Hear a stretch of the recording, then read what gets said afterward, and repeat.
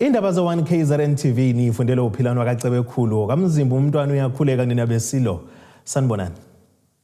Nazo kuzona ihlokana zethu esithi ngezihamba phambili namuhla. I-Cosatu Imashele Uwoyela Nobubha.Bakhala ngokuphucwa umhlaba eNkandla kanti luphazamisekile uhlahlomali emzi wabantu. Umfelandawonye inyunyana zabasebenzi I-Cosatu kulesifundazwe ethi ufuna uhulumeni ayisukumele phezulu izikhalo zabo ke ithinta kwenyuka kwamanani kapetrol, ubuphofu kanjalo nezinga eliphezulu labantu abangasebenzi kuleli. Lo mfelandawonye inyunyana usholo kade ke uqhubeka nemarshi yawo bisenkabeni yedolobha iTheku KwaZulu-Natal. Kuphazamiseka ukuhamba kwemigwaqo ikakhulukazi lo mkhulu owaziwa ngowe-street eThekwini njengoba namhlanje umfelandawonye wezinyana zabasebenzi ubukade umasha ukhala ke ngezinto eziningi, ukhala ngendlala, umnywa kapetrol, unganyuswa kwamaholo abasebenzi. Kodwa ke ukhona unobhala umnomzane uEdwin Mkhize okuyena ozobe uyasibhekela nje nokuthi mhlawumbe ngokwabantu aba-attendile abama-members kanjani nobhala niyamasha namhlanje. Yes, sichazele. Impela siyamasha namhlanje ngokukhuphuka kukapetrol, ukukhuphuka kwezindleko zokuphila ikakhulukazi ukukhuphuka kokudla, ukukhuphuka kwetransport and other goods and services ngenxa yokukhuphuka kapetrol. Kodwa into esikhalisayo ukuthi sibone ngathi ama-employers alwa nabasebenzi ukwehlisa ama-conditions of service namaholo abasebenzi. So sihlanganisa yonke lento ukuthi lento ilidele ekutheni ukuthi kube khona i-high cost of living.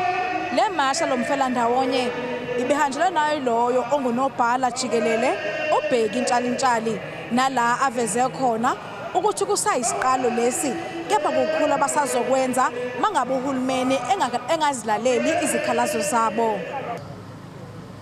So that's why, comrade, when we want the government to intervene, it's because we know that if government can reduce the tax on petrol, we can be able to get the petrol at the reasonable and affordable price. That's why when government intervenes, we said it's a good direction, but it cannot be temporary. Emva kongathola imemorandum isikhathi esingakanani enzoyibekela sona ukuthi niphendule kulokhu enikhalaza ngakho? Sijwayele ukuthi njalo mesiletha imemorandum simnikeze igovernment ukuthi kokuqala nje sibeke imemorandum asifuni kuphinde kube khona okunye ukukhuphuka kukapetrol, kodwa fanele kubheke ukuthi le ndleko zapetrol njengamanje ezibhekene nabantu base South Africa zehliswa kanjani. And sinikeze i-government about 14 days ukuthi ayibe respondile even at the level of net load. The purpose of the picket today was going to be a motorcade. So because many people have come, some of them come bafike bengahambi ngeyimoto behamba ngeenyawo, yikho sekhona bahamba ngeenyawo njengamanje, but sitsheliwe ukuthi kuneyimoto elako 280 ezinabantu nazo phakathi mhlambe 3 to 4 people abakhona. So it's very successful i-campaign namhlanje. Kanti omukele uhlu lwezikhalazo kuba uyena loyo ongungqongqosho wezokuthutha kanye nokuxhumana nomphakathi kanjalo nokuphepha uPhegi Nkonyeni wathembisa ukuthi nakanjani uzodlulisela kuhulumeni isikhalazo zawo lo mfelandawonye. Ngutebogo Smisi eThekwini. Ikhala ngokuphucwa umhlaba imindeni emithathu ngokangema wakancube nowakamhlongo endaweni yaseNkungumathe eNkandla ngaphansi kwenkosi uMpungose enyakatho KwaZulu-Natal abathi ke baphucwa wona ke ngenhloso ukuthi ke kwakhiwe ke inkundla ezemidlalo ezosiza izikole zakule ndawo kanye ke nomphakathi. Le mindeni ikhala ngokuthi ize ke seyakhiwe lenkundla kodwa kumphakathi kawusavumelekile ukuba uyisebenzise. Usalokhu ke udonse njalo umbango wendawo phakathi kwemindeni wakangema nowakamncube. Le mindeni ke engayaseNkungumathe emshisandlu eNkandla. Le mindeni ke ikhala ngokuthi ke yadlelwa izindawo noma umhlaba ngaphandle kokuthi ke baziswe bona njengabanikazi. Baboneke sekwakhiwa izakhiwo kuhlanganisa inkundla ezemidlalo kanye nekolishi endaweni yabo. Nabathi ke uma bebuza ukuthi ke kwenzeka kanjani lokhu babizelwe ke enkantolo bethesa amacala abangawazi. Kungakho sesoza manje sekuthiwa sekwakhiwa isikole ngaphandle kwethu. Ayikho into exoxwe nathi. Yilokho okusiphethe kabe lapha esikhona ukuthi sidlule indawo uma sibuza ukuthi kwenza kanjani sethweswe amacala ilokho ebizo esikhomplena ngakho la kuthi wafika abantu bakahulumeni baginqa isondo akuveli ukuthi labantu babeginqa isondo babehamba nobani babevumelane nobani sinesikhalo esikhulu ke salokho ngoba asisitholi isixazululo salokho abakwamncube bona-ke nabo abebezoseka abakwangema kulolu daba bathi-ke nabo lesi sehlakalo sake sabehlela njengoba-ke badlelwa indawo kwakhiwe inkundla ezemidlalo kodwa futhi leyo nkundla ayisebenzi njengoba-ke ivalwe ngengidi umphakathi nesikole awuvumelekile ukuba uyisebenzise kunalokho-ke izingane zidlala eceleni kwayo ngoba-ke zingenayo indawo ezizodlala kuyo njengoba-ke uzibonela zidlala nje eceleni eduze kwayo lenkundla. Iy'ngane zethu isikole saseNkungumathe kune-ground thina abasemancubeni elanikelelwa ubaba wami hayi omunye umuntu hayi induna hayi inkosi elanikelelwa ubaba wami the besuka abakwazi ukubhala ba-aplayela imali uhulumeni ukuthi libiywe leli ground emva kwalokho balifaka ukhiya iy'ngane zesikole zangabe sakwazi ukudlala nomphakathi sakulwela salwa-ke thina kwazi wafika yona inkosi le kusuka ekuseni kwakunamagame ayehlelwe umthuzi mchunu ayezodlala lapho sawamisa kwazi wafika yona inkosi kwakhulunywa nasayichaza ukuthi inkinga eda ukuthi sivimbe la bengangeni labo ngoba thina njengomphakathi masifuna ukhiya waleli ground asiwazihlala lapho iy'ngane zesikole isikole saseNkungumathe esivalelwe la okuyisona esanikelelwa le ndawo kodwa yanele yabiwa bephucu yizo leyo so ileyo nkinga-ke sibhekene nayo njengamanje laba bafisa ukuba umnyango wezokubusa ngokubambisana nezindaba zomdabu KwaZulu-Natal ukuba-ke ungenelele kulolu daba njengoba bethi-ke ubuholi bomdabu kule ndawo abubaphethe-ke kahle buyakahlumeza bengumphakathi. Ngugudi sibe nomhlangano la emva kagudi lapha esikoleni phesheya eThala sasifisile ukuthi sibe nenduna yethu baba Mahayi kodwa-ke akwazanga ukuphumelela ngezizathu zakhe ezithile esingazazi-ke thina-ke siyacela ukuthi-ke futhi-ke nokhoptha-ke ukhoptha sawuliphothela na ukuthi-ke le i-department kababa uHlomuka ukuthi sinenkinga lapha sicela ukuthi esondele nenkosi yethu nenduna zayo sizobonisana endaweni inkinga esinazo eziphethe kabi kodwa-ke kuzoye manje na-ke asikezwa lutho impendulo ukuthi-ke udepartment wona kababa uHlomuka uthini njengamanje njengoba le mindeni ibinomhlangano enkantolo yenkosi obuhlanganisa-ke induna kanye nenkosi yendawo inkosi uMpungose le mindeni-ke iphume ingeneme ngezipendulo njengoba ikhala ngokuthi-ke abasitholanga isixazululo kulokhu ithimba-ke lizamile ukuxoxisana nenkosi kanye nenduna ngalolu daba kepha-ke balabaphetha ukuphawula. Lezi-ke izindaba zo-1KZNTV mina nginguSamukeliso Ngqulunga ngibika-ke ngiseNkungumathe eNkandla. Kuphazamisekile isikhashana ukwethula kohlahlomali kumasipala umzi wabantu ogwini oseningizimu nelikaMthaniya ulandelo lwamakhansela lo masipala enqabile ukuba ingxenye yohlahlomali komkhandlu obekwenziwa kusetshenziswa ezokuxhumana nazo esimanje manje. Kubika ukuthi la makhansela avele ababela-ke indlela zalomkhandla athi ukuhlala kwawo makwenziwe njengokwejwayelekile ukuyekwe ukusetshenziswa ezokuxhumana nokho kagcina-ke echithiwe abuyela ukuyokwethamela ngokuhlanganisa kwezokuxhumana. Nakuba uphazamisekile umhlangano wokuphasisa uhlahlomali kumasipala umuzi wabantu ogwini lwaseningizimu nelikaMthaniya umeya ukhansela uZungu uthi kubalulekile ukulandela inqubo nomthetho uma ikhansela lingeneme noma linganiseki ngendlela eqhutshwa ngayo umhlangano. Ngaqinisekisa ukuthi khona ukubambezeleka okuncane okuke kwaba khona la amakhansela amanye athize ebenganelisekanga ngendlela ebesiconvena ngayo umhlangano enganelisekanga futhi nangeminye imihlangano esake sayibamba ngaphambilini kodwa nje singakugcizelela bona amakhansela ukuthi akakhumbule ukuthi sithunywe abantu la abalindele izidingo kuthina ukuthi size la sizolwa ngezinto ezithize ezithinta ipolitiki akuzosilekelela ukufanele nje sigxile kona ilokho kuzolekelela abantu okuyibona basikhethile la uma kukhona ngabanengelisekanga ngemithetho emithize zikhona ezinye indlela ongenziwa ngazo ukulandelela ukuthi ngabe umthetho ulandeleleke ngendlela yini mhla kwenziwa into ethize kunokuthi kuzophazamiseka into ezolekelela abantu laba abasuke besikhethile. Kanti uThubelihle Machi usigxekile isenzo samanye amakhansela ekade phazamisa ukuqhubeka kwalomhlangano wokuphasisa uhlahlomali. So ngiyakhuthaza kakhulu ukuthi sengathi ngaba khona ukulalelana nokubekezelelana for the sake of ukuthi abantu bakithi bathola intuthuko. So thina nje esikuhlalele lapho ukuthi abantu bakithi singagcini sidlala ipolitiki ngoba ipolitiki ayikuletha ukudla, ipolitiki ayiliphuculi izinga labantu. So mase lokho sidlala ipolitiki ngempilo zabantu ngempela sigxoba kubhozo thina ngetshe.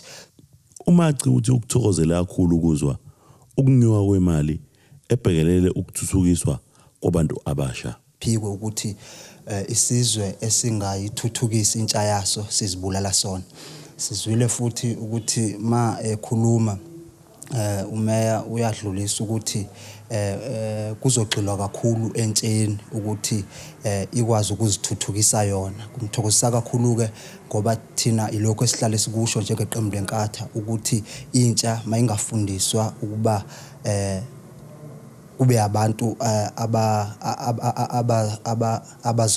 abazosebenza babe ngabaqashwa kodwa nabo abayisebenze bakwazi ukukhuphula umnotho uye phambili. Ezindabeni ze-1KZNTV ube uNkosikhona Shezi eHarding.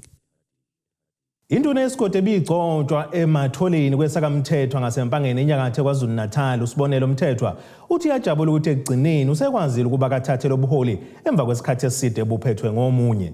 Ekhuluma ke neziko lezindaba le-1KZNTV udingiswayo unxusa ukuba kuphela ukubulawa kwamakhosi kanjalo nezinduna kube nokuthula kanjalo nokubambisana. Ubuphume ngomningi bawo umphakathi wakwesakamthethwa esigodini ematholeni enyakatho nesifundazwe KwaZulu-Natal ngenkathi kugcotshwa ngokusemthethweni induna kulesigodi uSibonelo Mthethwa. Umthethwa uthi uyajabula ukuba ingxenye yobuholi bendabuko ngaphansi kwenkosi yakamthethwa kanti ubese enxusa ukuba siphele isihlava sokubulawa kwamakhosi kanye nezinduna kulesifundazwe. Shuthi lento bese kunesikhathi eside ingekho ekhaya more than 30 years. Nami bekuyinto ebengayilindele ukuthi ingangehlakalela ngoba bekade ngazange ngize ngitshelwe ngayo. Uqala kwalento iqale nge-19 kaFebruary kulonyaka uqala wahlangana umndeni wathi ucela ukuthi ke bengibeke kule ndawo ukuthi ke ngithathe umsebenzi wobabamkhulu. Ngikuthokozele kakhulu lokho. Nokunye engikutholile bengikade ngingayazi imlando yala ekhaya eminingi kodwa ngiyasiqhenya ngemvelaphi yami la ngizalwa khona nokuthi nguba. Okunye engingakusho ukubulawa kwamakhosi nezinduna akukho kuhle. Siyacela kulabo abenzi bobubi labo bantu ukuthi ke sacela ukuthi ke bebuhloniphe ubukhosi bakaZulu ukuthi ke induna mangamele ihlonipheke kanye namakhosi. Kanti lowo bephethe lesi sikhundla ngaphambilini sokuba induna lesi sigodi uzokwalisa ukujabula ukudlulisela lesi sikhundla esaphila kwazise usemdala.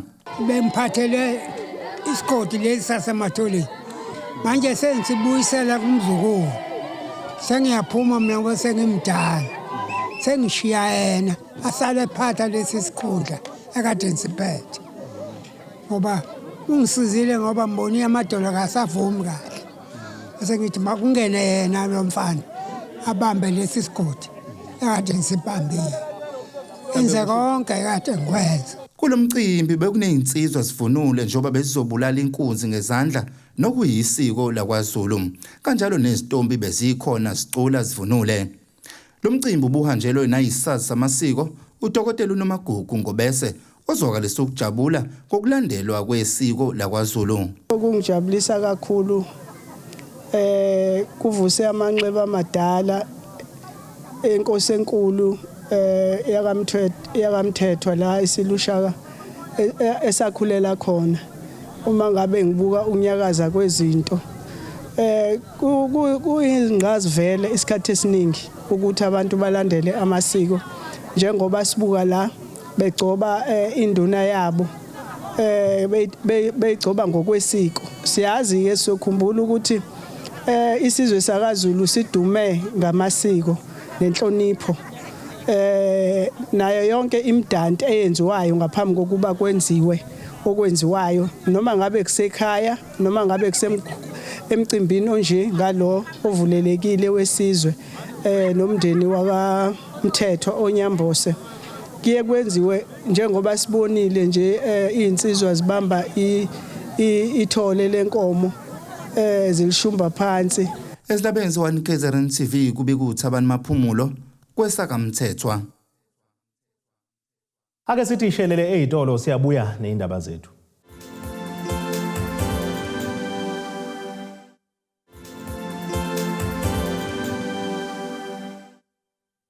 Asibonge siphinde sinamukele nisabuyele zona izindaba ze-1KZNTV nazo ke izona esithi ngehamba phambili namuhla.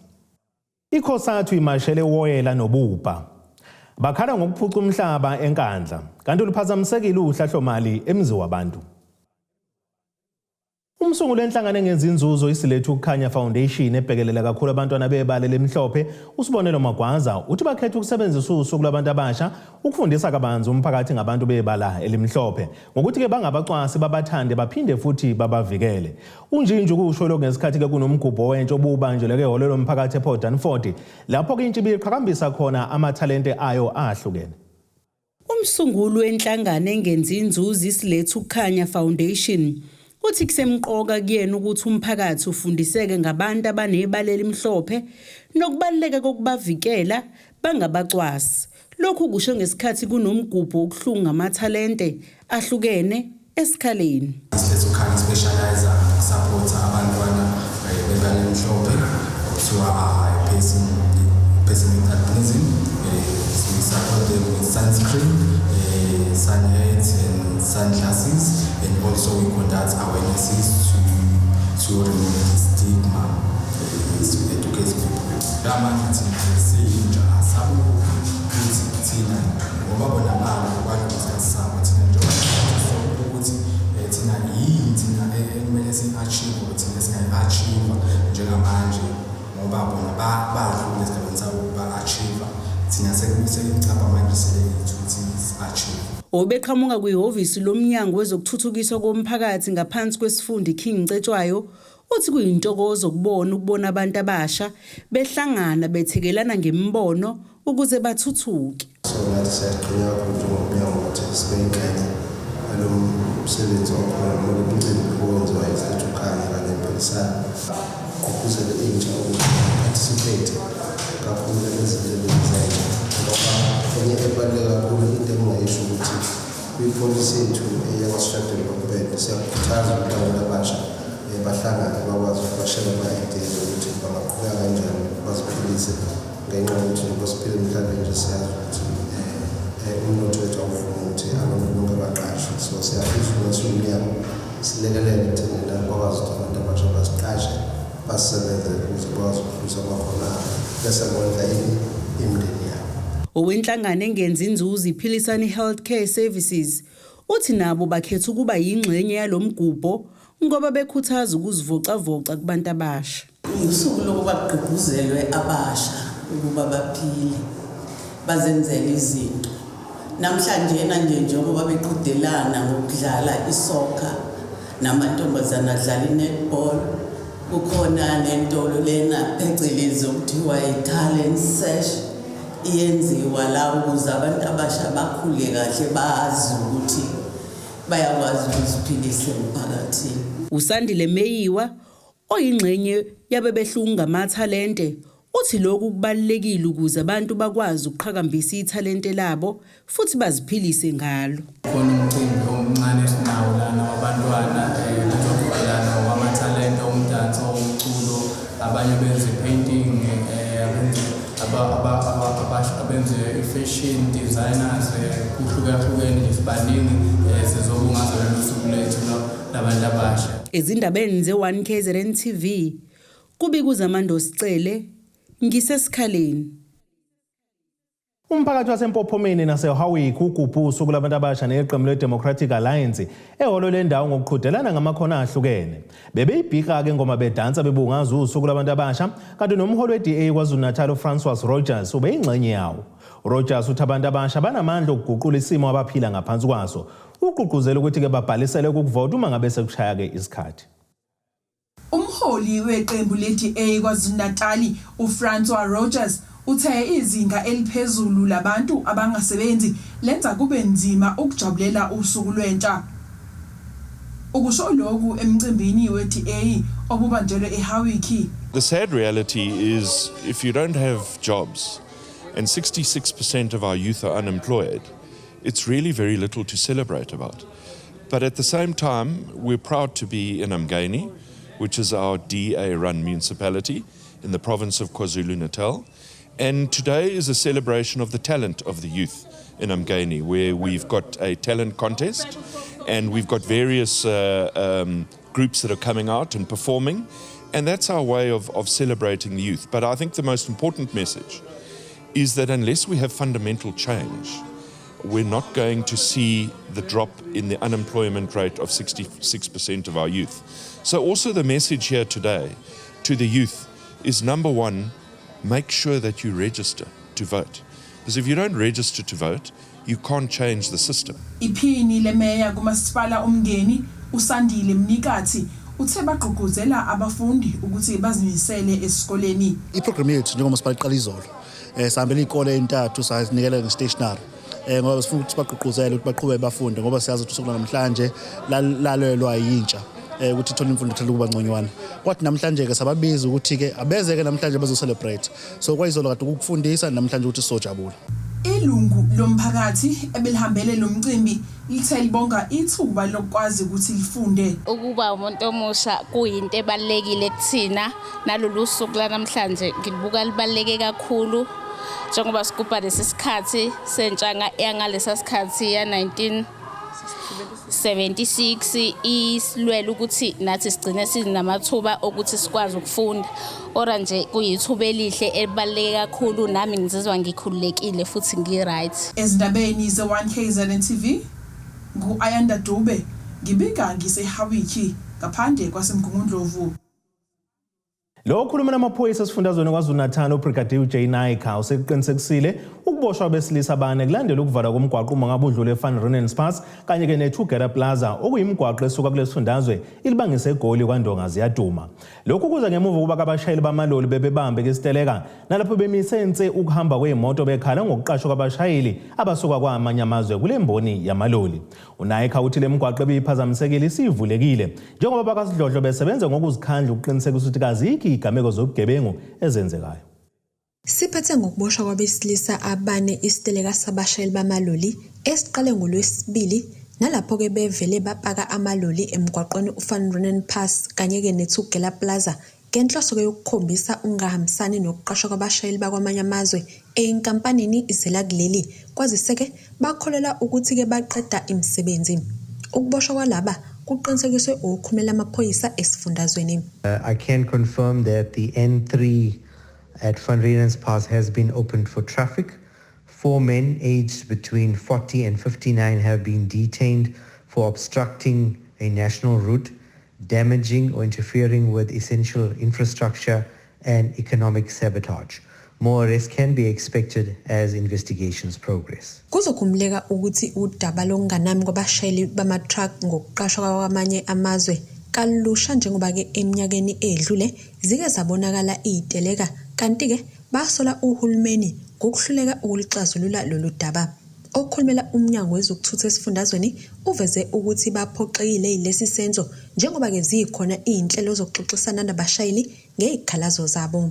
Lokhu ke kukhomba into embi kakhulu ngoba njengohulumeni sibona singekho isidingo salokhu ngoba sinazo izinhlelo zokuxoxisana nabama-truck, sinezinhlelo zokubonisana nabo ngezinto eziningi ezibathintayo okubandakanya izinto eziningi abayiphakamisile kuhulumeni ezingahambisi ngomthetho kwabaqashi. Ziningi izinto ezizenzayo okubalwa phakathi kwazo imikhankaso yethu yokuqinisekisa ukuthi umthetho uyagcinwa futhi sinevimbamgwaqo eyibhekene ngqo nemboni yama-truck nemithetho kuzwelonke isey'nhlelweni zokuthi ichibiyelo leyo ethinta ukuqashwa kwabasebenzi bangaphandle kuleli zwe. Ngakho-ke asisiboni isidingo sokuthi kungabe kuvala imigwaqo ngalolu hlobo njengoba kuphazamisekile ukusebenza laphaya ku-N3 Van Renaissance Pass, ku-N11, ku-N3 nako-Maiden Wharf. Ungasebenzi kwale migwaqo kube nomthelela omubi kwaziseke impahla yonakele ukwephulwa kwezivumelwano zokuletha impahla ngesikhathi abashayeli abaqinqeke ehlane bengenakho ukudla nokuphuza kanti ke ibalela ngaphezulu kwa-300 million imali esilahlekile. Minister Ngesi of the Department of Employment and Labour, in condemning the blocking of roads by the truck drivers emphasize that in addressing these issues, we need to be and continue to be mindful of the economic impact of any disruption to supply chains and freight logistics, especially throughout the country and SADC region. We have made a firm commitment to address these issues in a way that ensures the long-term viability of our interventions, said the minister. He also said, we have since mentioned that some of these interventions may necessitate a longer runway to a legislative changes. That is why the National Labour Migration Policy has been engaged and consulted widely across the country in 9 provinces, and submissions have been received, and those will then be synthesized and be integrated into the final product as the National Migration Policy. I-1KZNTV, kubikuntom khona mvubu, ngesethekwini. Ake siphinde sithi shelele eyitolo mbukeli siyabuya nezinye indaba zethu.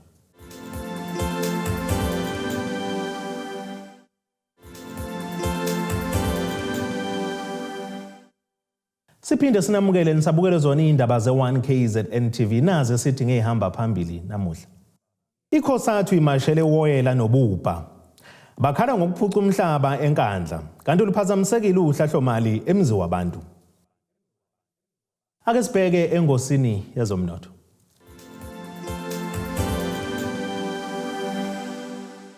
Iranda kuleli bezo 16 rand 2 cents kwi-dollar laseMelika bengu 19 rand 69 cents kupondo waseBrithani bengu 16 rand 85 cents kwi-euro yase-Europe. Intengo yegolide me $1,820.86 cents ounce ukuthi intengo kayo ongahluziwe yona ime $119.81 cents umphongolo. Ake sibheke engosini yezemidlalo.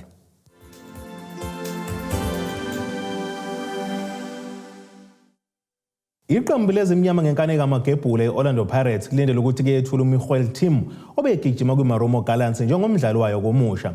Lo mdlali osesiswini oneminyaka engama-30 yobudala kuvela ukuthi useyisayine inkontileka eminyaka emithathu naleli qembu. Kuzokhumbuleka ukuthi iBucks isanda kumemezela ukuthi siyisayinisa abadlali ababili basemuva okunguThapelo Xoki osuka kuMaZulu FC kanjalo noNkosinathi Sibiso osuka kwiLemontville Golden Arrows.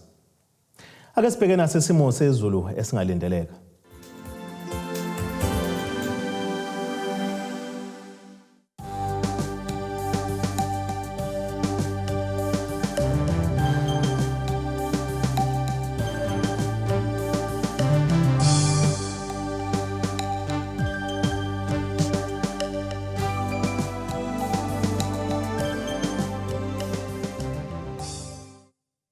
Nina bakamkhumbi ikudluka sibona amagumgedlela ziguqala bese iphaka namuhla na kanjani uJehova mayivumile sohlangana ngokuzayo.